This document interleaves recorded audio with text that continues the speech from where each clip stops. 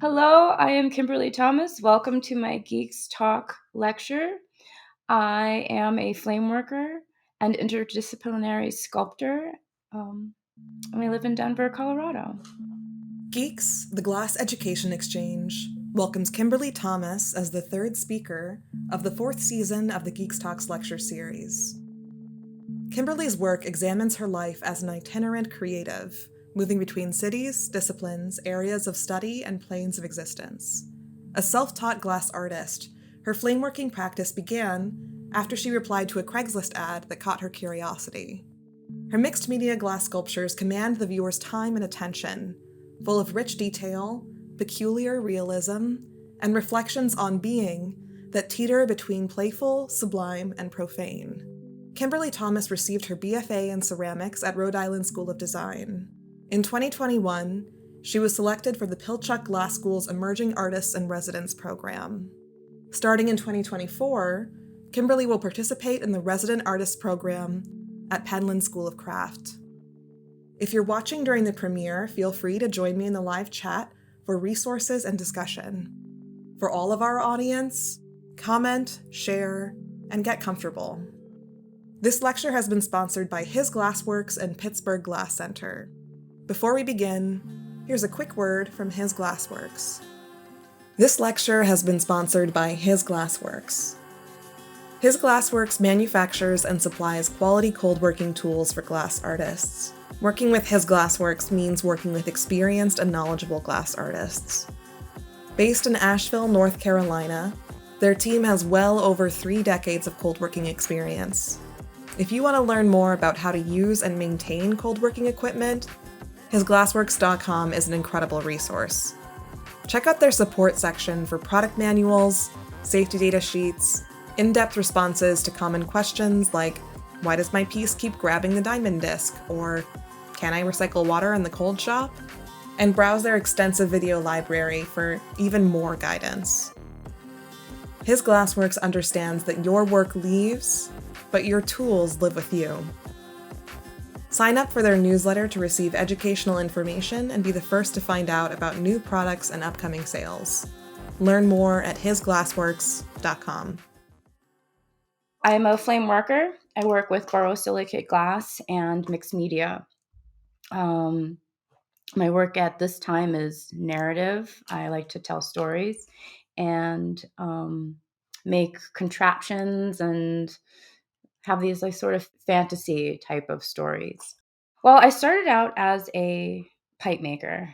My work was basically like had to do with anatomy and was, kind of figuring out how to work with borosilicate. My work was more experimental back then.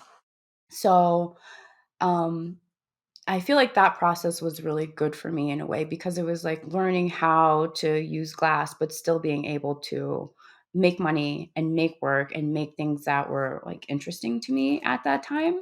I think in this field in pipe making, I started to feel like I wasn't living up to my full potential. And I wasn't really connected with the things that I was making at a certain point.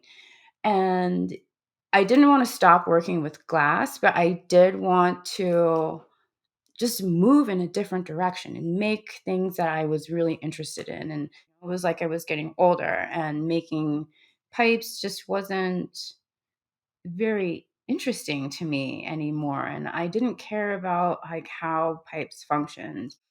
I felt like when I was making pipes, it was one sentence or one word, and I wanted to express a lot of different ideas and make things that were just more complicated. While this work still had like, some depth to it, I just felt like I could really delve into um, making the work that I was really interested in and that I had a real connection with. Another thing that I was working on at that time was, like I said, anatomy, were teeth. And I think that teeth were really very interesting because I kind of see them as like little jewels, I guess, that are in your mouth. And figuring out different ways to make things look very realistic, especially in glass, like you can't touch it. I have a background in special effects. I was also a ceramics major in college. So sculpting with clay, um, being able to touch the thing that you're making is like, having this like tactile type of like relationship with the object. That was removed in a way.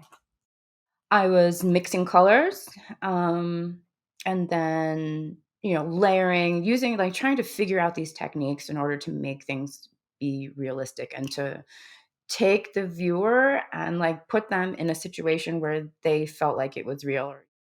I wanted the relationship with the object and the viewer to be, sensational and to have this like, I don't know, a tactile feeling, even if you can't touch it necessarily. Like I couldn't, but you can feel and you can see something and it seems real to you and it draws you in.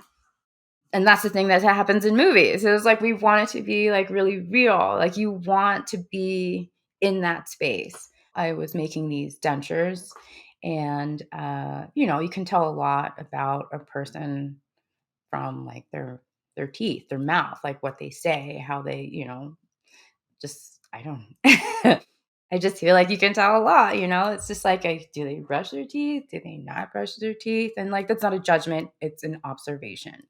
And my work is based on observation.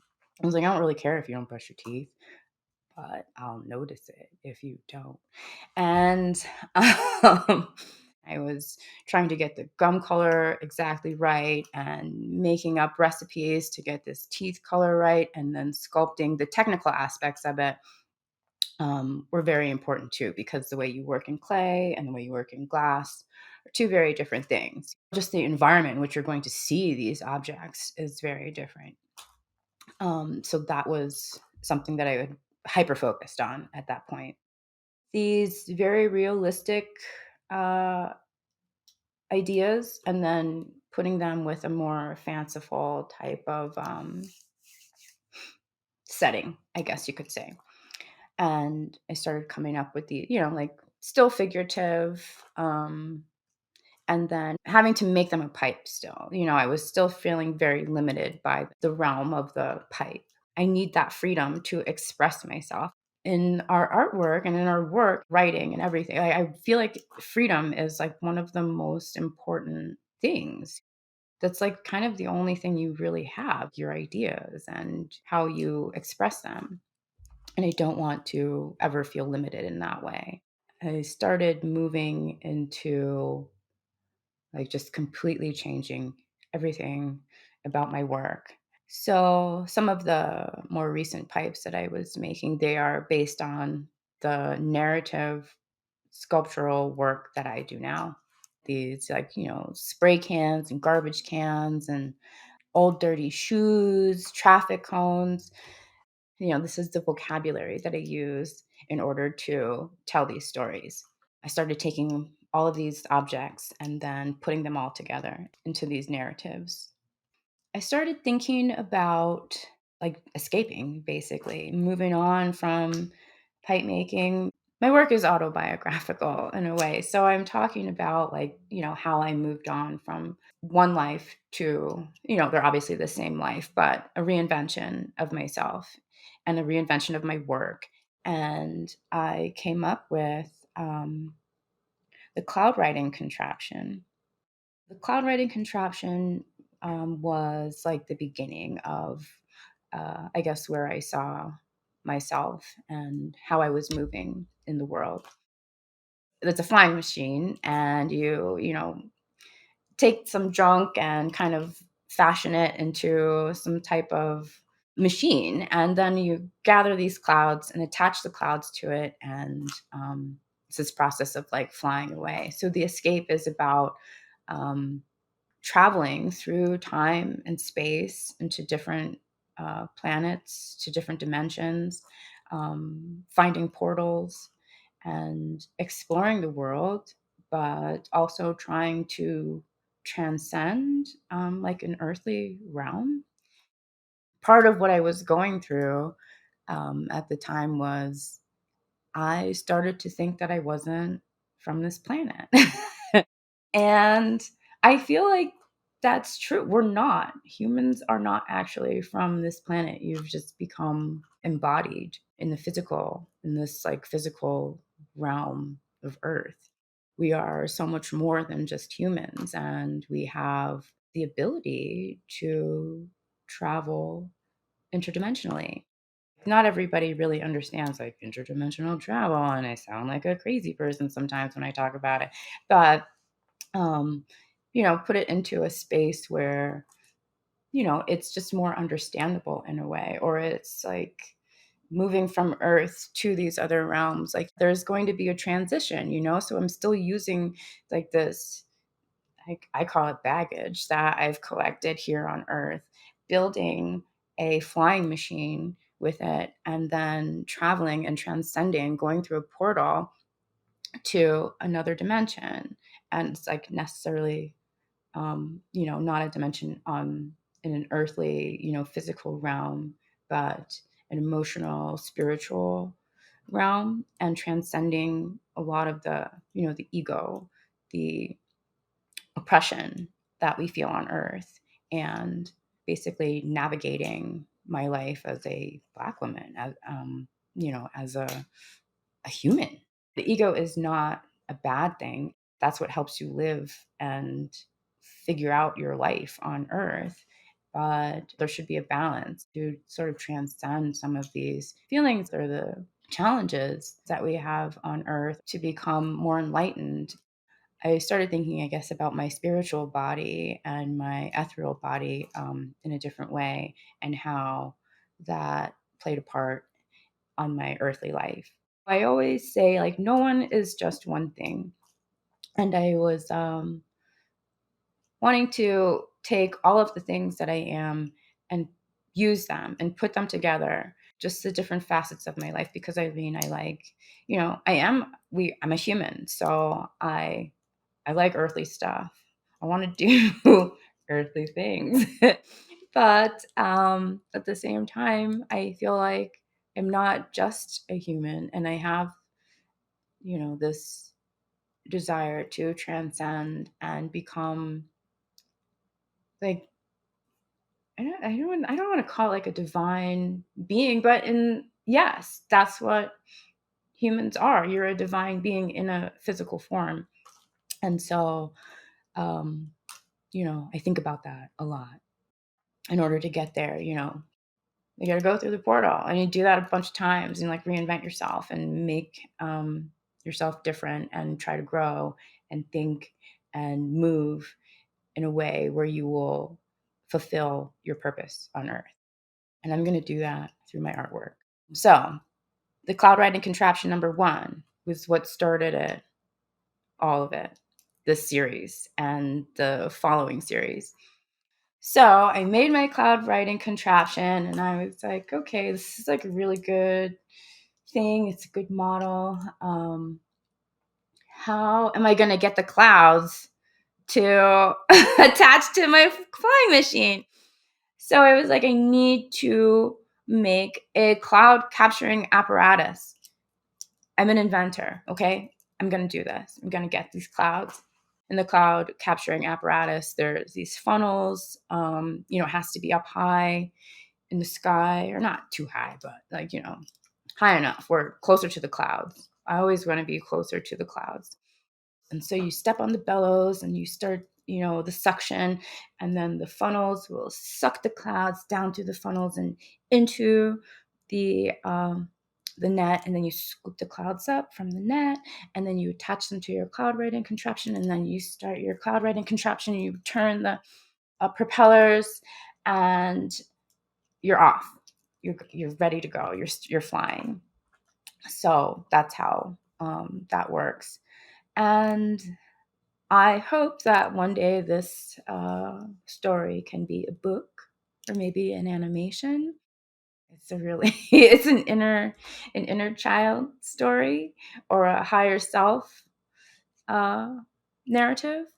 So the next one is cloud writing contraption number 2, and it's bigger. I do move a lot, and I'm going to be moving again soon. Like, I always think of myself as a loner. I was thinking, if other people were to make these flying machines and these contraptions, like maybe they have somebody that they really want to go with, or a dog, or a pet, or a turtle, anything really that you're just things, you're going to need a bottle of water, it's like maybe you need an extra pair of shoes. I'm not you. Like, I know what I would bring. I'm definitely bringing a jacket because I'm always cold. The first one was just like a basket, and it was just like, I'm getting out of here. Like, that was the feeling. It was like, when you think about adventure traveling, sometimes you have time to get ready and go, and then other times you just got to split. And the chariot, the cloud riding contraption number 2, is when you have time, you want to bring a friend, we're traveling together. And this one, on the other hand, this is just another invention. The underpants parachute is for like super fast getaways. Like, you are trapped in a situation, you want to escape very quickly. You're just going to use your underwear, if you wear underwear. Grab some, if you can find some shoelaces, I would say, and your underpants, like strap that up and just jump out the window. Just go, just dive. You got to take risks, I guess, is what I'm saying. Like, I would, there's like situations where it's like I would do anything to like leave right now, when you're at a party and you've just like your energy level is just like all of a sudden dropped. And I was like, I want to go, and I want to go right now. Or somebody, you're like, oh, well, I got to go. And then they're like, so anyway, and like start another conversation. Like, literally, sometimes I'm like, I'm going to jump out this window. And it's not about other people. It's me, it's just all me. A lot of these inventions have to do with being sensitive, or things that we kind of just deal with in life. But at the same time, a lot of those things that make us uncomfortable, if we face them, that'll help us transcend. The cloud riding contraptions are getting like really complicated.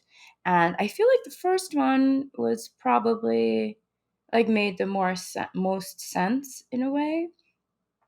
But the way I work, and the way I feel about making things out of glass, like, I want to make more of them. And I like moving parts. So many of these, like the propeller moves and the wheels turn, and the bucket handles move.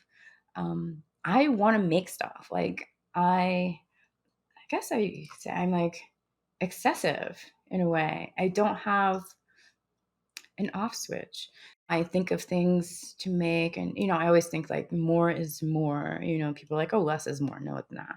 More is more. Like, I want more of everything. And that's like not necessarily always good. But I think that I really like the way this wagon looks. And then I really want this propeller to be attached to a mailbox. And then how do these things like fit together? And, as an inventor, I think it's kind of funny that I think I'm an inventor. None of these actually work, and they're models. I think that my nephew said that to me. He was like, there's only one problem. Like, how are these clouds going to, make these things fly? And I was like, what? Of course it's gonna work. And then I was kind of like, because I mean, a plane is made of metal and not flies, so why wouldn't clouds? Like, I don't know what dimension this works in, but it works. Earth, maybe this doesn't really make a lot of sense, but in my imagination, it does, and that's the part that's important. I like making stuff out of glass, and I like little tiny objects, and I like piles of junk. And so making things that speak to me is the most important part. And putting them together in a way that maybe doesn't make any sense is important too, because that's what I like. This is the bottom half of the brainwave accelerator terminal. Um, brainwave accelerator terminal. It's kind of a tongue twister. The way I thought of this invention was I want to be a genius. Like, I want to be really, really smart and like make inventions. Like, you need to be a genius, I think, to be an inventor. So I was going to invent a machine that increased my brain waves. Actually, this invention is kind of named after my older brother, who is he's an engineer. And he has a really, really good memory. I was living in Detroit. He lives in Detroit, and I was living with him for a little bit. He's got a really good memory, and being an engineer, he's also like a nerd. He's really smart. His name is Brandon Wesley Allen Thomas, and I went for a jog. I go for these thought walks and thought jogs, and to get like my brain juices flowing. And I was like, okay, I want to think of a name for my invention that helped my brainwaves. And just so happens, Brainwave Accelerator Terminal and Brandon Wesley Allen Thomas. Oh my God, like my brainwaves were working that day. My thought walks were like really serving their purpose. Anyway, this machine, you obviously have to stack up. It doesn't have to be chairs. I chose chairs because I like chairs. I use them a lot. It's one of my vocabulary words in my stories. So I stacked up all of these chairs. I made about a bazillion chairs. I kind of make an object and then I keep on making it. It's like repetition until I'm sick of it. Chairs kind of signify people or situations sometimes. And you know, you stack them up all into a pile, and then you put some conductive material on top. These are some of the gadgets that I would use to help modify and record and regulate the electricity that will be going through this machine. So I stack up all of these chairs, and then there's conductive materials on top, like bicycle metal, metal things. And you wait for a storm, and then electricity. Obviously, the lightning strikes the conductive material, and it brings it all down and through this machine that regulates the electricity, and it's attached to a helmet that is attached to your, this is my right side, your right frontal lobe, and then it electrocutes your brain, and hopefully it's at the right level. And so that will stimulate your brain waves, and then you can have like so many great ideas and thoughts and inventions. And there is a risk of death in this, but it's worth it to become a genius, I think. And so that's the brainwave accelerator terminal. I also started thinking about just being a human. What is it to be a human? What is it about humans that makes us human? I don't know. As an inventor, I also really love robots. And so I was thinking about robots and like the computer and the relationship between technology and humans, and then moving towards technology as a human and what that means for us, because there was, having to do things virtually and then being on my phone, and, my phone is a computer, like it's a robot. And then I was thinking that humans are robots in a way because we are programmable. We kind of are made to think that we have to be on our phone all the time. And then I want information, like I want to receive information and like give information. And I started to think like, what if the robots, it's like kind of the movie where the robots start to think for themselves, and then they like overcome and like take over the world. And I was like, what if the humans started to think for themselves, and they took over the world, instead of just did what, they were told to do and be like, yes, master, I am a robot. Like, start to think and do and come up with your own ideas. And in a way, like, that's what was happening to me. I was like, I don't want to do what I think I'm supposed to do. I want to do what I want to do. Your parents are like, you have to go to college, you have to get good grades, you have to get a job. And look, I don't I don't have a job. I'm an artist. Like, you don't need a job. Like, this is awesome. I was deprogramming myself and trying to just break out of that realm and think for myself and make the work that like really meant something to me, even if it was ridiculous and I sounded super weird and I acted weird and people saw me like talking to myself, or when I'm working and I can't even hear the person, asking me a question because I'm just so deeply into what I'm doing and I'm concentrating. And once you start to awaken and you open up to these things, and you can never, ever go back.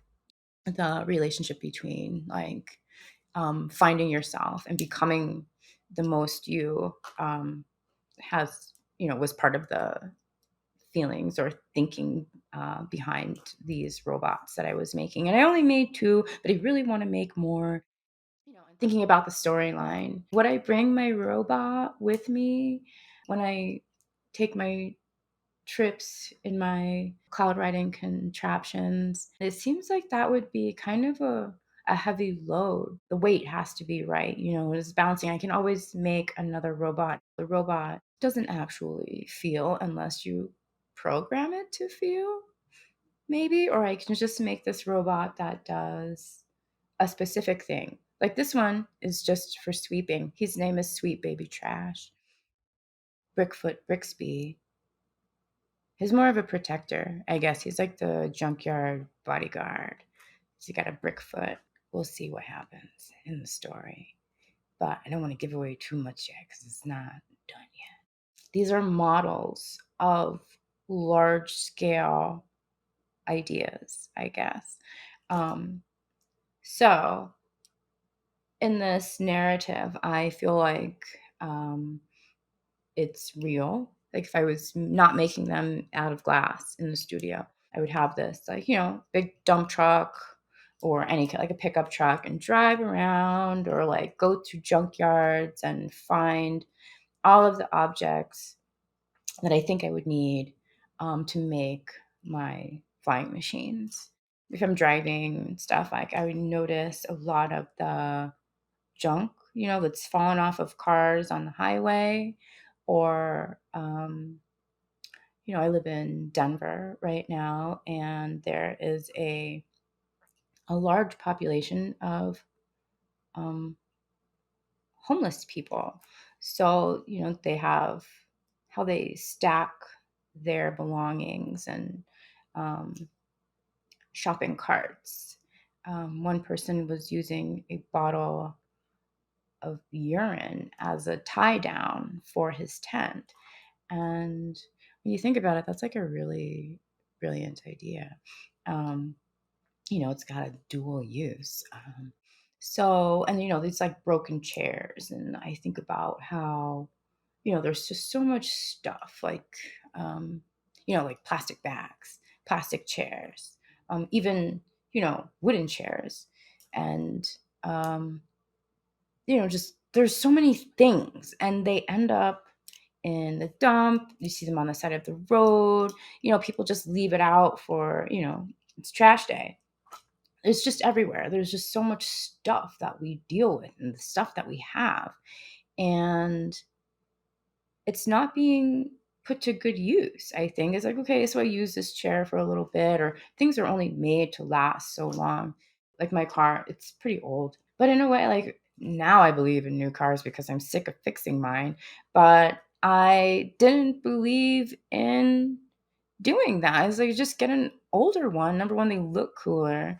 And anything, just about anything can be fixed. So with that way of thinking, it was like, well, I can take some of these things and just use them for something else. Like, who says that a chair is only supposed to be a chair? Like, it can be a ladder. It can, like you stand on it. Like, there's so many different uses for it. You break it apart. I don't know if it's wood, you can burn it and create warmth. There's just all of these different uses. And when you look at things, you don't necessarily just have to see them for what they are. They're not just that. Like I said, no one is just one thing. Nothing is just one thing. And so, with that in mind, all of these objects that I'm using to make, I make them into something else. So that's the invention part. Anyway, I use chairs quite a bit. And these plastic chairs are everywhere, and I think they're hideous. But I think the ones that I make are beautiful. And these are called short stories. These are just short narratives that have to do with the earthly part of existence. Okay. So in the escape, we talk about going to different realms and other dimensions and going through time and just the spiritual. That's like your spiritual body, like your light body. And then the short stories are the experience of living on Earth. This is a very temporal and earthly stories. These are the things that happen in this realm.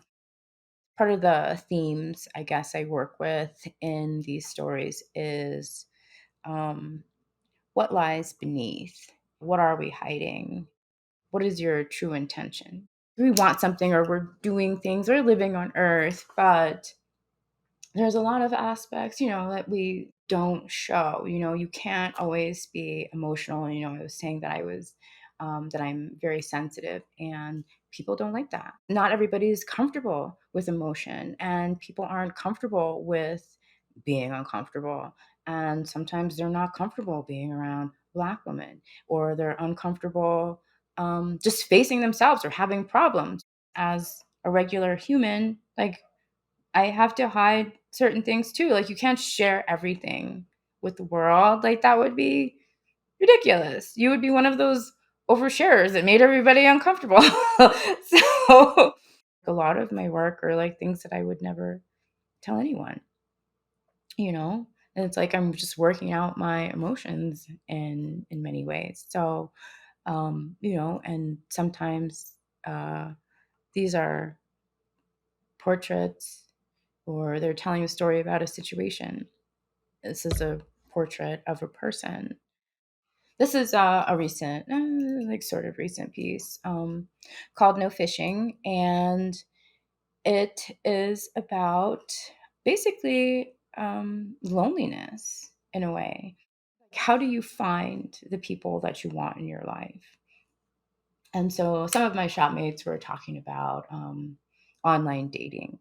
So, and everything you put online, like Instagram and everything, is like a really big part. Social media is a really big part of our lives at this point. And so, like a lot of people just put like pictures of like how good their work is and how great their lives are going. And, we don't get a real true picture of what is going on. You can look at these people's profiles and everything, but is that really what your life is like? And as for myself, like, I'm like it too. I'm not going to post, like, my social media is to promote my work. I'm not going to talk about my personal life necessarily, but in my work, I do. um, so I was thinking about loneliness and how to um, meet people. Also, getting older, don't seem to meet people the same way. And then also finding people that you really click with or you really resonate with. Anyway, I was at the H Mart and I went into the restroom, and there was a sign about all of the stuff that you're not supposed to do in the bathroom. And one of the pictures had a little stick man fishing in the toilet, and you're not supposed to fish in the toilet ever. And I thought that was hilarious. I thought it was so funny. And just like the images, like, of all the places you would choose to fish, you would choose the H Mart toilet. And so, in a way, I equated that with online dating because of the stories that my friends had told me about them. And so, the whole like the fish in the sea, there's too many, or however that saying goes, there's so many fish in the sea. But there's not that many fish in the toilet. And so if you are, like trying to find people online, like, and it's not necessarily working, like this is another reason, like, how are you finding your people, and it's not just as in dating or anything like that, but just like finding things that you resonate with. Because I realized I'm on the phone, I'm like looking through, I spend a lot of time like on the phone and I hate it. I'm addicted to information. Like I want more. And if I'm not like reading articles, I'm like looking things up, and I was like, yo, what are you doing? Like you got to get off your phone. Like you can't continue to do this. So it's like feeding, it's not just the people, but it's like, how do we gather information, and how are we, as a receiver of just messages, and information, like how are you doing that? And, maybe the internet isn't necessarily the best way to do that. It is really good because you can just like, ask the oracle, like look up things that you want. But, when I was younger, they had encyclopedias. Like you had to go to the library.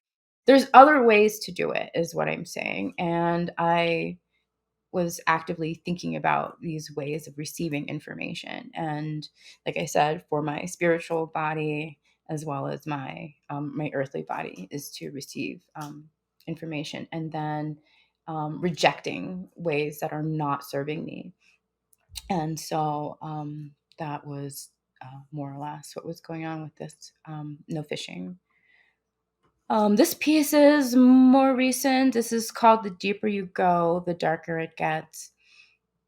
And here I was talking or thinking about, what lies beneath, the things that are under us, or our deepest secrets, the things that we don't want anybody to know, different, like addictions, um, insecurities, things like that. A lot of people, they have this exterior. There's obviously signs that, maybe you're insecure, or, somebody has like an addiction or just some kind of problem. But the more you think about those and the deeper you go to maybe find out why, you're like this, or why these aspects of my personality are prevalent. This is like a well, and I want it to feel like, on the top, on the surface, like everything is wonderful, and it's kind of like this idyllic Hallmark card. And then there's like a couple of signs, like a broken bottle next to it and a dirty sock. But then once you go down into this well, it's dried up. There's like, cigarette butts, you know, I smoke. And I was like really thinking that maybe I should quit one day, but you know what? I like it. I want to smoke. And, and, like there's a part of me that's like, what's down that like dirty alley?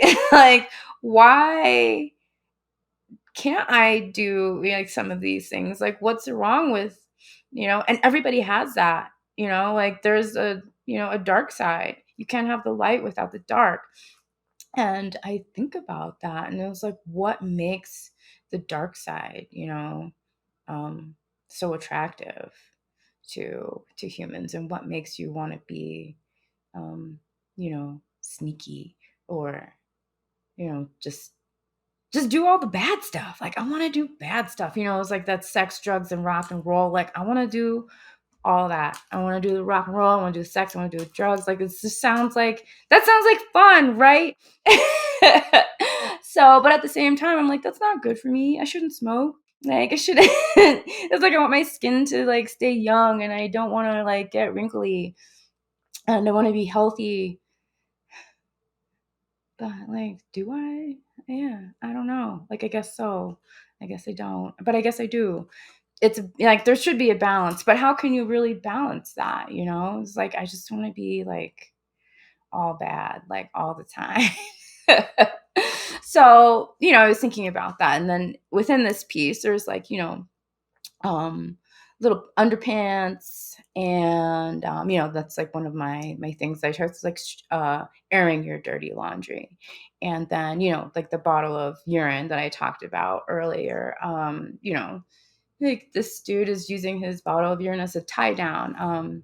Yeah, so that's what's like in this well, and like thinking about like going deeper into, um, you know, why, why is there a dark side, and like what makes that so attractive, or why am I hiding it? Like what happened to you that makes you want to do like something bad in a way. Regulatory warning and guide signs. I started this concept when I was living in Detroit, and um, I was driving and was getting onto the highway one day, and I saw a pile of traffic cones, and it was so tall, so big, and I was like, "Oh my gosh, that's like pretty cool."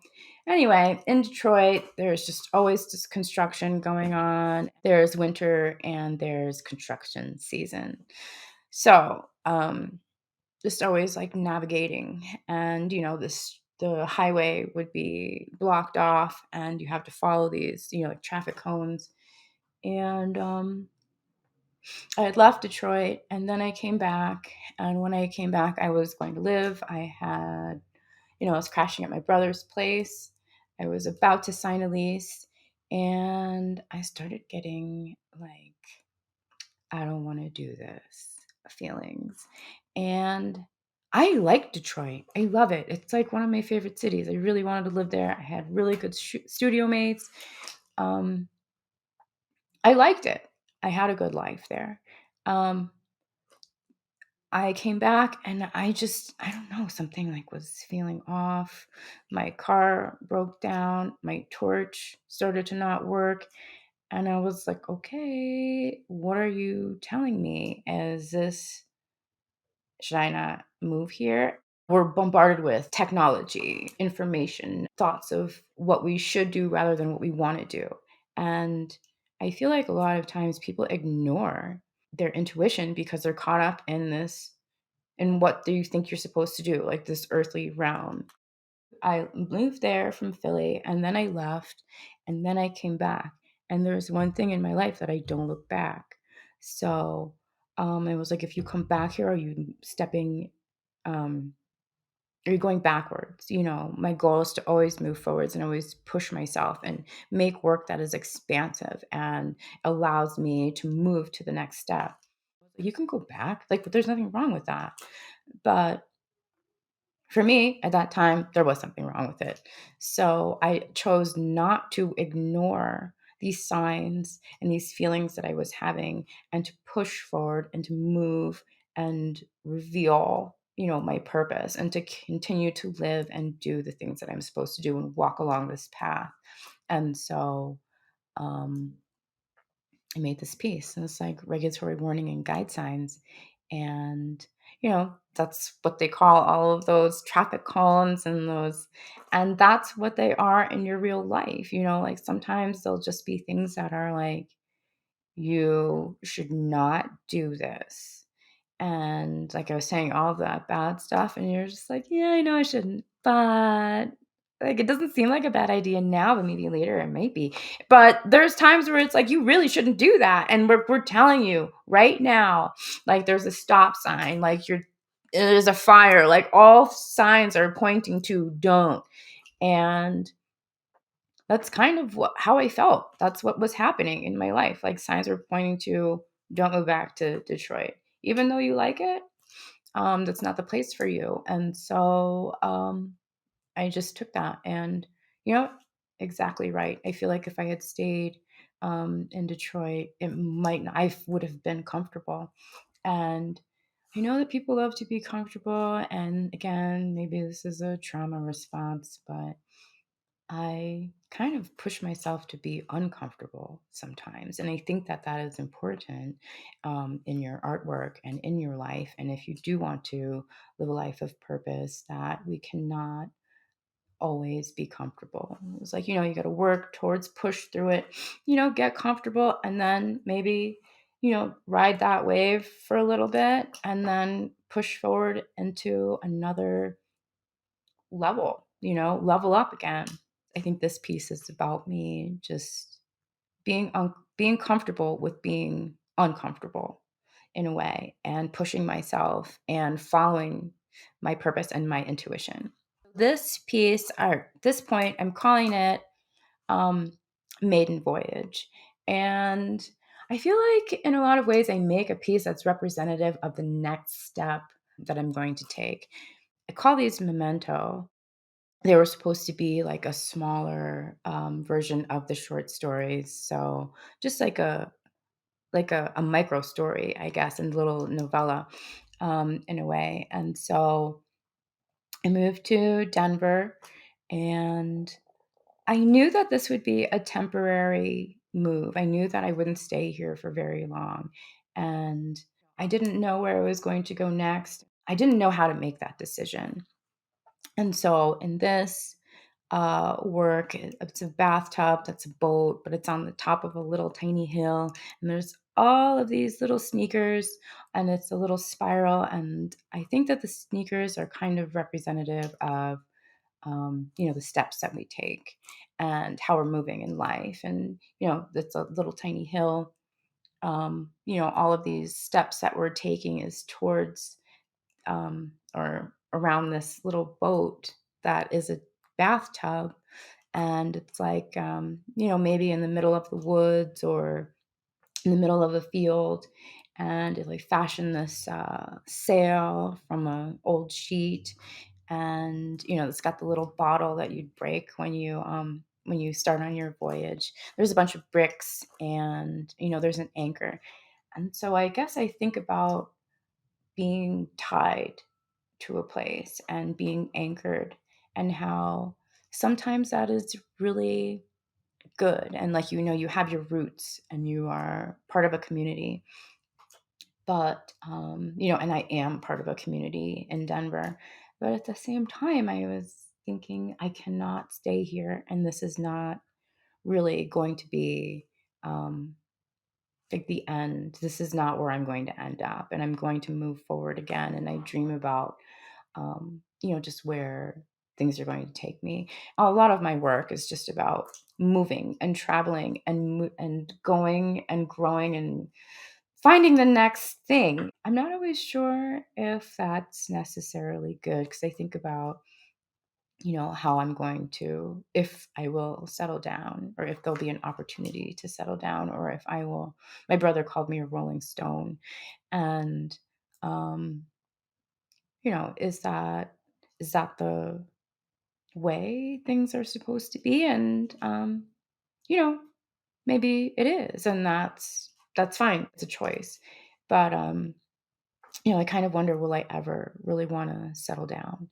So, um, that's just my latest piece that I've worked on, and the things that I've been thinking about, temporary situations as opposed to permanent, and I guess how heavy those are. Thank you for joining my Geeks Talks lecture. I'm looking forward to discussing your questions with Britt Ransom on the Geeks Talks question and answer podcast coming this spring. Thanks for joining. This season, Geeks Talks will present 4 featured speakers and 2 paired Q&A discussions on the Geeks Talks Q&A podcast. Following their respective Geeks Talks lectures, stay tuned for the upcoming podcast episode featuring Kimberly Thomas and Britt Ransom, coming around May 2024. Your questions will shape the conversation. Email questions for Kimberly Thomas to questions@geeks.glass by Friday, March 22nd. Geeks programming relies on subscriptions, partnerships, and sponsorships. Speaker honorariums are generated from a communal pool of institutional subscribers. Individual subscriptions provide support for all of Geeks programming. Subscribe to gain access to the full GEEX Talks archive of lectures and Q&As featuring contemporary artists and researchers working with glass. Want to learn more? Visit geeks.glass/support. Many thanks to our subscribers for your continued support. With the GEEX Talks model, we hope to reinvest in artists and researchers and set a precedent for shared artist talks in the collective field of glass. Thanks as well to our organizational partners. Organizational partnerships are intended for craft schools, glass schools, museums, cultural institutions, art service organizations, and truly all organizations interested in education both in and beyond the field of glass. Thanks again to our sponsors, His Glassworks and Pittsburgh Glass Center. His Glassworks manufactures and supplies quality cold working tools for the glass art industry. Based in Asheville, North Carolina, their team has well over 3 decades of cold working experience. His Glassworks understands that your work leaves, but your tools live with you. To learn more, visit their website at hisglassworks.com.